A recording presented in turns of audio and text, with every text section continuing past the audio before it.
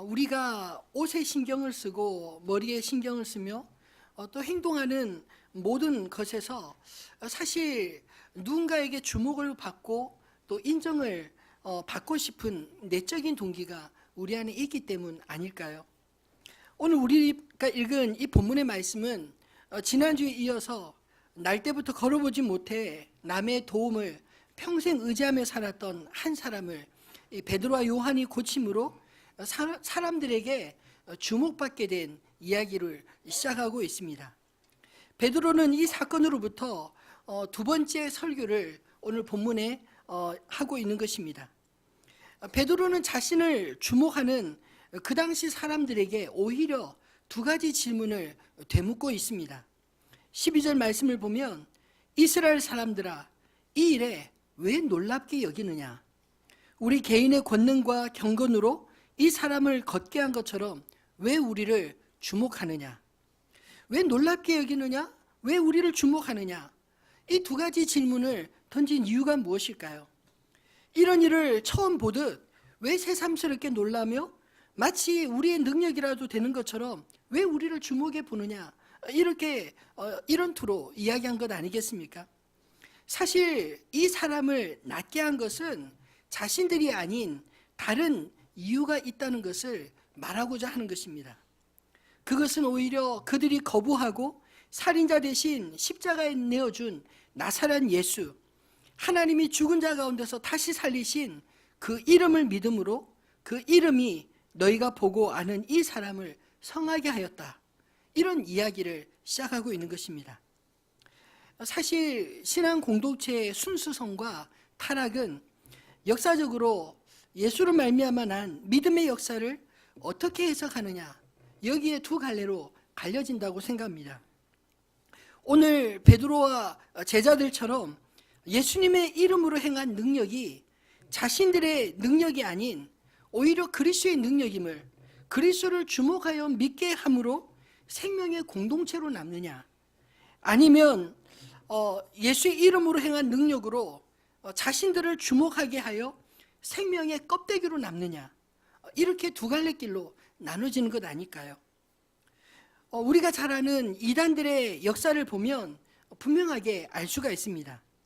멀리 가지 않고 우리나라에서 활동하는 모든 이단들도 처음에는 다 예수의 이름으로 시작했다가 나중에는 사람들이 자신들을 주목하자 예수님보다 자신들의 이름으로 서서히 자신을 나타내고 예수님의 이름을 버리는 그런 경우가 대부분이지 않나요? 지금은 죽었지만 스스로 참 아버지라 부르던 통일교의 문성명 씨가 그랬고, 신앙총 구원파의 박태선 씨가 그랬으며, 스스로 하나님이라 부르는 안상훈과 그가 죽자 그의 아내 장길자가 이제 스스로 하나님 어머니라고 부르는, 이 부분은 특이한 게 둘 다 하나님입니다. 그렇게 주장하는 교회를 하나님의 교회라고 합니다. 그리고 스스로 사도 요한격인 선지자라고 요한계시록을 자기 멋대로 해석하면서 그렇게 주장하다가 나중에는 스스로 알파와 오메가라고까지 부르는 신천지의 이만희 씨까지, 이들의 공통점은 한결같이 예수의 이름으로 시작해서 사람들에게 인정을 받고 사람들에게 주목을 받자 스스로 자신의 이름으로 자신들이 주라고 메시아라고 이렇게 주장하고 있다는 것입니다. 꼭 이단은 아닐지라도 한국교회가 이처럼 힘을 잃게 만든 건 역시 예수의 이름으로 시작해서 목사나 장로가 주목받고 주인 행세하면서 결국 이 교회가 누구의 교회이지? 이렇게 되묻게 만드는 일 때문에 손가락질 받게 된 것 아닐까요? 오늘 저는 이 말씀을 통해서 우리가 주목해야 할 것과 주목하지 않아야 할 것을 신앙 안에서 구분할 수 있게 되기를 바랍니다. 이미 우리가 주목해야 될 것은 분명한데 먼저 우리가 주목하지 않아야 될 것을 한번 살펴볼까요? 첫 번째로 주의 종들이 우리가 주목하지 않아야 될 대상이라 생각합니다. 오늘 베드로가 자신을 붙잡는 사람들 사이에서 12절에 강변하는 내용이 무엇입니까? 베드로가 이것을 보고 백성들에게 말하되 이스라엘 사람들아, 이 일을 왜 놀랍게 여기느냐? 우리 개인의 권능과 경건으로 이 사람을 걷게 한 것처럼 왜 우리를 주목하느냐? 평생 걷지 못하다가 기적처럼 걷게 된 이 사람의 나이가 그 뒷장 사도행전 4장 22절에 보면 40여세나 되었다, 이렇게 기록하고 있습니다. 요즘 나이와 달리 그 당시의 40세는요 거의 요즘으로 치면 환갑 이상의 나이입니다. 거의 노인과 다를 바 없는 그런 신체적인 나이를 갖게 된 이 사람, 평생 남을 의지해서 살았던 사람이었기 때문에 그 당시 성전에 올라다니던 사람들이 이미 잘 알고 있는 사람이었습니다. 이런 사람을 걷게 했으니 사람들이 호기심으로 또 이 사람들이 무슨 기적을 행할까 모여 구경하러 모인 것 아니겠습니까? 근데 베드로가 한 말을 보면 아주 대수롭지 않은 듯 이렇게 말하고 있는 것입니다. 왜요? 이미 사람들은 이런 수많은 기적들을 불과 몇 달 전에 이전 예수님께서 행하시는 것들을 통해 그들은 보아왔기 때문입니다. 그들이 십자가에 못 박은 예수님을 통해서 귀신 들린 자들의 귀신이 쫓겨나고 눈먼 자들이 보게 되며 걷지 못하는 자들이 걷게 되고 수많은 난치병에 걸린 사람들이 예수님의 이름으로 고침받는 기적들을 그들이 직접 보고 또 수많은 사람들이 따라다니지 않았습니까? 이미 예수님을 통해 본 수많은 기적들을 기억하는 바로 그 사람들에게 베드로가 낫게 한 이 일을 새롭게 보지 말라, 이렇게 말하고 있는 것입니다. 어쩌면 이 사건은 예수님을 떠올리기에 충분한 그런 기적이 아니었을까요? 이런 생명의 주를 거부하고 십자가에 내어준 것은 다름 아닌 너희 이스라엘 사람들이라고 지적하고 있는 것입니다. 이제 와서 새로운 구경거리 찾아다니듯 자신들을 바라보지 말라는 것입니다. 분명히 기적은 베드로와 요한에게서 나왔지만 그것은 그들의 권능과 경건으로 말미암은 것이 아니라 예수 그 이름을 믿음으로, 그 이름으로 말미암만한 믿음으로 예수님께서 행하시던 그런 일들이 바로 그의 제자 베드로와 요한에게도 일어났다는 것이죠. 베드로와 요한이 행한 일들은 예수님이 복음을 전해 오시면서 늘 해오던 일 아니었습니까? 하나님의 사람들은 자신의 것을 주는 자가 아니요 자신의 능력으로 일하는 자들이 아닌 것입니다. 예수를 믿음으로 예수 그 이름으로 말미암아 주님이 하시던 일을 하며 따라가는 자들입니다. 주님이 어떤 일을 행하셨나요? 이 땅만 바라보며 무덤이 끝인 줄 알고 사는 사람들에게 천국 복음을 전해주시지 않았습니까? 그리고 사단의 권세에 매여 억눌린 그런 사람들을 해방시키고 병든 자를 고치며 진리가 무엇인지 알지 못해 답답한 인생들에게 진리로 자유케 하는 복음을 선포하지 않았습니까? 우리도 그리스도의 이름으로 이런 일을 동일하게 하며 지금도 살아계셔서 역사하시는 예수 그리스도의 그 이름을 증거하는 일을 행하는 것입니다. 이번에 새로 부임한 우리 4명의 교육자들 설교가 1월 한 달 동안 한 명 한 명 이렇게 다 들어봤는데 설교도 참 좋고 또 찬양 인도하는 또 우리 그 청년부 사역자의 찬양 인도도 또 얼마나 새롭고 좋은지 모릅니다. 사실 수요예배, 금요예배 안 나오신 분들은 우리 교육자들 설교 이렇게 들어볼 기회가 없겠지만 수요일과 또 금요 기도에는 우리 교육자들이 돌아가면서 설교하고 있기 때문에 한번 오셔서 직접 그 부흥의 현장을 같이 경험해 보시면 좋겠습니다. 저는 담임 목사로서 저희 교육자들에게 지난 회의 시간에 이런 이야기를 했습니다. 여러분 설교 잘하는 거 제가 질투하지 않을 테니까 설교 잘하라고, 못하면은 좀 문제가 있으면 내가 지적하더라도 잘한다고 뭐라고 하지 않을 테니까 제발 잘하라고 그렇게 부탁을 했습니다. 솔직히 저도 인간인지라 우리 교육자들이 잘하면 긴장이 됩니다. 나도 잘해야겠구나, 더 잘해야겠구나, 담임 목사인데 그런 생각이 왜 들지 않겠습니까? 그래도 제 중심으로 생각하지 않고 주님 중심으로 생각하면 답은 간단하지 않겠습니까? 예배로 나오는 성도들이 그 시간 예배를 통해 은혜를 받아야 되는데 주의 종들이 은혜의 통로로 잘 쓰임을 받으면 주님이 기뻐하실 뿐만 아니라 저도 기쁘고 성도님들도 함께 기쁜 거 아닐까요? 왜냐하면 우리는 우리의 일은요, 우리 자신을 나타내는 일이 아니기 때문입니다. 저는 하늘빛 우리 교회에서 저만 주목받는 사람이 안 되기를 소원합니다. 우리 교육자들 역시 주목받는 사람이 안 되었으면 좋겠습니다. 우리는 우리의 권능과 경건으로 일하는 사람들이 아니라 우리를 통해 일하시는 그리스도 예수를 전하는 자들이기 때문입니다. 예전에 제가 제자훈련하면서 어느 성도님의 이야기를 듣고 마음이 분해서 눈물 흘리면서 강변한 적이 있었습니다. 어떤 분이 그 전에 교회 목사님께서 기도를 가르칠 때 목사의 기도와 성도의 기도는 다르다.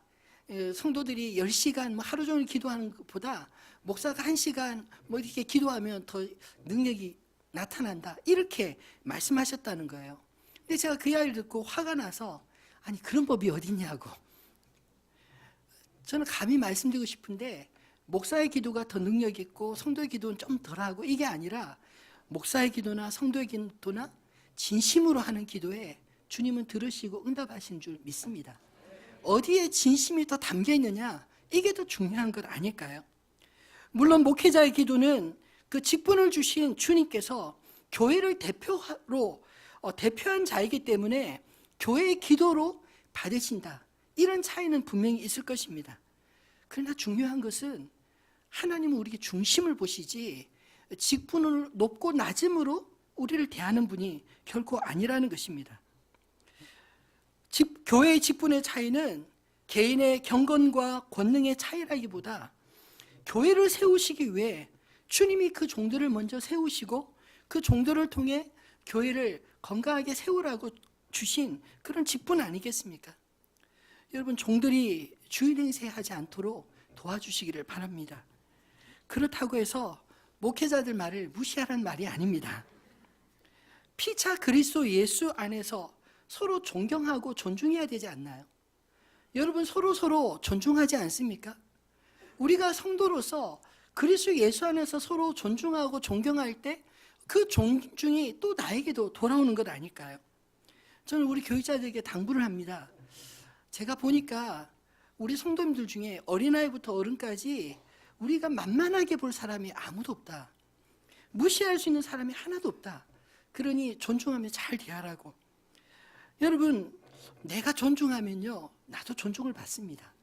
내가 무시를 하면 나도 언젠가 무시를 받게 되는 것입니다. 어떤 교회가 건강한 교회일까요? 피차 서로 그리스도 예수 안에서 존중하고 존경하는 그런 교회 아니겠습니까? 여러분, 서로 직분의 높고 낮음 때문이 아니라 우리가 그리스도의 사람이기 때문에 그리스도의 이름으로 피차 존중하고 존경하시기를 주님의 이름으로 축원합니다. 오늘 사도 베드로는 그런 심정으로 자신들을 주목하며 바라보는 사람들의 그 시선을 생명의 주인 대신 예수 그리스도를 주목하라고 그렇게 설교하고 있는 것입니다. 바라기는 우리 안에 예수 그 이름의 권세가 회복되기를 소원합니다. 그 이름의 권세, 우리가 어떻게 회복할 수 있을까요? 베드로와 요한이 예수님을 온전히 믿음으로 선포한 것처럼 우리 안에 예수님을 온전히 믿을 때, 그 이름을 증거할 때 그곳에서 주님의 이름이 높임을 받지 않겠습니까? 두 번째로 우리가 주목하지 않아도 될 것은 우리 자신들의 문제들입니다. 베드로는 병 나은 사람들을 보기 위해 모여든 구경꾼들에게 또 무슨 기적이 일어날까 기대하며 오는 그 사람들에게 이 모든 일을 행하시는 분은 십자가에서 죽으셨다가 부활하신 예수님이라고 전하면서 그들이 그분을 거부하고 살인자를 대신해 십자가에 내어준 그 죄를 지적하고 있습니다. 어쩌면 그 예수라는 이름은 그들의 허물과 죄 때문에 잊고 싶었던 이름 아니었을까요? 아니, 로마의 사형수로 죽었기에 함부로 부르기조차 꺼려했던 그 이름을 이 베드로가 다시 상기시킨 거 아니겠습니까? 그렇다면 베드로가 그 당시에 사람들을 정죄하기 위해서, 책임을 전가하기 위해서 이 이야기를 하고 있을까요? 오늘 본문의 뉘앙스를 보면 결코 아닙니다. 분명 그들의 죄를 지적하고 있지만 그럼에도 불구하고 반전의 이야기를 꺼내고 있지 않습니까? 14절로 15절에 보면 너희가 거룩하고 의로운 일을 거부하고 도리어 살인한 사람을 놓아 주기를 구하여 생명의 주를 죽였도다. 그러나 하나님이 죽은 자 가운데서 그를 살리셨으니 우리가 이 일의 증인이라. 앞에서는 분명 그들의 죄를 지적하고 있지만 그러나 하나님으로 시작하는 그 뒷부분의 이야기부터는 그의 죽음이 끝이 아니라 하나님이 그를 죽은 자 가운데서 다시 살리셨고 우리가 이 일의 증인이라고 주장하며 그 이름의 능력으로 이 사람이 건강하게 낫게 되었다, 이 이야기를 하고 있는 것입니다. 예수님의 죽음은 18절로 26절에서 베드로가 설명하고 있듯이 하나님이 모든 선지자들의 입을 통하여 그리스도께 고난 받으심을 예언하였고 또 예수님의 그 고난과 그 부활은 성경대로 그대로 성취되었다, 이렇게 말하고 있는 것입니다.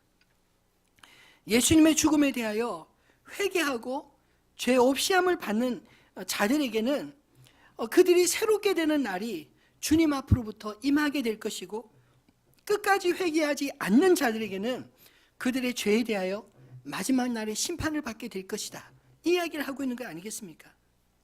저는 이 말씀을 묵상하면서 베드로가 백성들에게 주목하여 보게 하는 것은 바로 그들의 죄가 아니라 그들을 위하여 생명을 단번에 십자가의 희생 제물로 내어주신 예수, 그분을 주목하여 보라, 이렇게 주장하고 있다고 믿습니다. 베드로의 메시지는 회개하여 구원을 얻을 기회는 오직 예수 그리스도의 이름을 믿고 그 이름으로 하나님 앞에 나아가는 길밖에 없다는 것입니다. 비록 생명의 주 예수 그리스도를 거부하고 죽였던 그들이었지만 알지 못하고 한 것에 대해서 그들이 깨닫고 뉘우치고 생명의 주께로 돌아올 때 오늘 본문에 날 때부터 걸어보지 못한 자가 걷게 되는 것처럼 우리 인생의 참된 회복과 자유를 맛보게 될 것이라는 이 복음을 전하고 있는 거 아닐까요? 저는 복음은 언제나 우리를 정확하게 꿰뚫어 보게 하지만 동시에 우리 자신의 죄성과 그 연약함 넘어 우리를 구원하신 하나님을 보게 해주는 줄 믿습니다. 예수를 믿을 때 여러분 안에 두 가지 감정이 교차하지 않습니까? 빛 대신 주님 앞에 가까이 가면 갈수록 죄가 가볍게 보이는 것이 아니라 오히려 빛 가운데 보면 우리 허물이 더 적나라하게 보이듯이 우리 자신의 죄가 더 선명하게 크게 보이게 됩니다. 그래서 때로는 그 죄 때문에 주여 나는 죄인으로소이다, 이렇게 탄식하며 주님 앞에 나갈 수밖에 없습니다. 그러나 또 한편으로 보면 이런 깊은 절망 가운데서도 동시에 예수 그리스도의 그 죄사함의 은혜가 너무나 크기에 내가 주 앞에 다시 삽니다, 이렇게 고백하며 하나님 앞에 나아갈 수 있는 거 아닐까요? 우리가 주의 일을 하면서 기억해야 할 것은 우리 자신의 권능과 경건으로 일하는 것이 결코 아니라는 것입니다. 이 사실이 왜 중요하냐면요, 이 사실에 대해서 우리가 분명하게 깨닫지 못하면 우리가 열심히 주의 일을 하다가 스스로 실족하여 넘어지는 경우가 허다하게 있기 때문입니다. 사도 바울은 사실 예수를 핍박하던 자에서 사도로 변한 자 아닙니까? 이 사도 바울이 다니는 곳곳마다 수많은 그리스도인들에게 의심을 받았습니다. 저 사람이 진짜일까? 저 사람이 언제부터 사도가 되었지?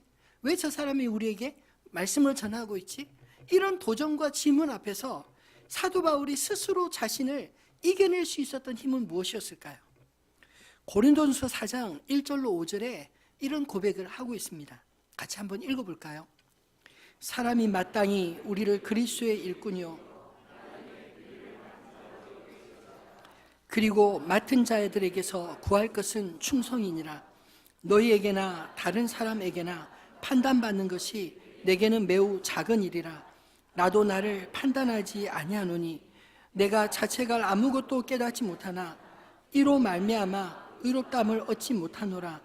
다만 나를 심판하실 이는 주시니라. 그러므로 때가 이르기 전 곧 주께서 오시기까지 아무것도 판단하지 말라. 그가 어두움에 감추인 것들을 드러내고 마음의 뜻을 나타내시리니 그때 각 사람에게 하나님으로부터 칭찬이 있으리라. 아멘. 자신을 향한 수많은 시기와 도전 앞에서 그 자신을 지킬 수 있었던 비결은 한마디로 오직 나를 심판하실 심판자는 하나님 한 분뿐이시다. 이 사실을 믿었기 때문입니다. 그렇다고 해서 그가 자만하거나 그런 게 아닙니다. 오직 다른 사람이 나를 어떻게 생각하든 혹은 내가 나를 어떻게 생각하든 이게 중요한 게 아니라 하나님이 나를 어떻게 보시는가. 그분이 십자가의 보혈로 나를 대신하여 맞바꾸실 만큼 사랑하신 그 크신 사랑을 인하여 내가 충성할 따름이다. 마지막 때 주님께서 내 마음의 모든 숨은 것들을 다 드러내고 감춘 것을 드러낼 때가 올 텐데 그때 내가 주님 앞에 서리라. 이런 고백을 하고 있는 것입니다. 그래서 두렵고 떨림으로 사역하고 동시에 흔들림 없이 사역할 수 있었던 것 아닐까요? 오늘 이 사도 바울의 고백이 저와 여러분의 신앙 고백이 되었으면 좋겠습니다. 조금만 누가 한마디 말만 해도 그냥 삐지고 속상해서 그냥 다 던져버리고 또 스스로 생각할 때 내가 너무 자격 없다 생각하면 도망가 버리고 이런 일 제발 좀 없었으면 좋겠습니다. 특별히 순장 권유 받으실 때 회피하지 마시기 바랍니다. 우리의 권능과 경건으로 일하는 것이 아니라 나는 무익한 종이지만 하나님이 주신 은혜, 그 이름을 힘입어 주님 앞에 나아갈 때 주님께서 나 같은 자를 사용해 주시는 은혜를 동참하는 것입니다. 그리고 우리가 할 수 있는 일은 뭘까요? 주님이 우리를 이렇게 사용하셨습니다. 고백하는 것밖에 없지 않겠습니까? 저는 오늘날 주님의 증인들은 이와 같은 자라고 생각합니다. 특별한 능력을 행하고 기적을 행하고 이런 것만 능력이 아니라 나의 삶의 매 순간순간 나와 함께 하시는 주님, 내 능력이 아닌 주님을 믿음으로 행한 그 능력으로 내가 어떻게 주님 앞에 설 수 있었는지 이 고백을 할 수 있는 사람들, 이런 사람들이 교회 안에 풍성해야 되지 않을까요? 그래야 교회가 좀 따뜻해지지 않겠습니까? 저마다 내가 얼마나 뛰어난 사람인지, 내가 얼마나 능력 있는 사람인지 이것만 자랑하는 사람들 모이면 교회가 항상 시끄럽습니다. 바라기는 나의 나된 것은 오직 주님의 은혜임을 고백하는 저와 여러분 되시기를 주님의 이름으로 축원합니다. 말씀을 맺겠습니다. 여러분, 예수 그 이름의 믿음을 회복하시기를 주님의 이름으로 축원합니다. 16절 말씀을 한번 다시 성경을 찾아 읽어볼까요? 그 이름을 믿음으로 그 이름이 너희가 보고 아는 이 사람을 성하게 하였나니 예수로 말미암아 난 믿음이 너희 모든 사람 앞에서 이같이 완전히 낫게 하였느니라. 아멘. 오늘 이 말씀 짧은 본문 속에 사도 베드로가 그 이름을 얼마나 강조하고 있는지 느껴지시나요? 왜 이처럼 예수님의 이름을 강조하고 있을까요?